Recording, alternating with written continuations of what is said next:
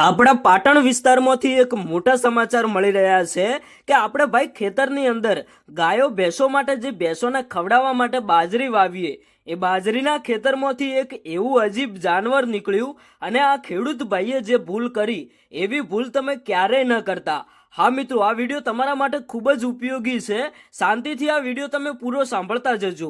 એક બાજુ આપણે બધા ભાઈ ગાયો અને ભેંસો લાખો રૂપિયા ખર્ચો કરીને લાવતા હોઈએ છીએ અને આવી ભૂલ તમે ક્યારેય ન કરતા। આ ખેડૂતે જે ભૂલ કરી એવી ભૂલ ભાઈ તમારાથી ન થાય એટલા માટે જ કહું છું કે આ વિડીયો તમે પૂરો સાંભળજો।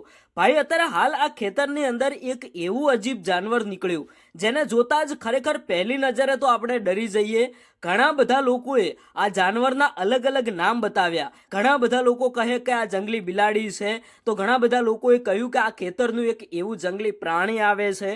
ઘણા બધા લોકોએ આનું નામ વેજુ બતાવ્યું। હવે દર્શક મિત્રો, આ જાનવરનું નામ જે હોય જો કદાચ તમને ખબર હોય તો તમે કોમેન્ટ બોક્સની અંદર આપતા જજો, પણ ખરેખર આ જાનવરથી સાવધાન રહેવાની પણ જરૂર છે।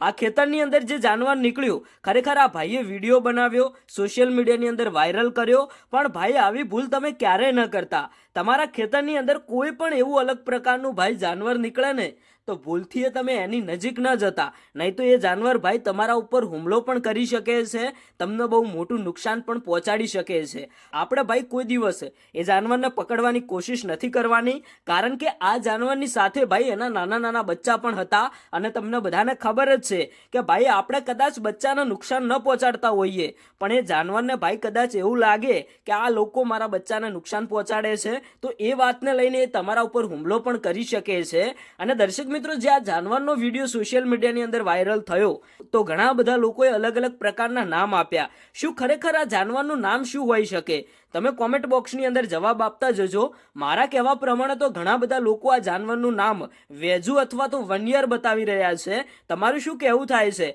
અને તમારા વિસ્તારની અંદર આવું જાનવર તમે કોઈ દિવસ જોયું કે કેમ, એ પણ તમે કોમેન્ટ બોક્સની અંદર જવાબ આપતા જજો।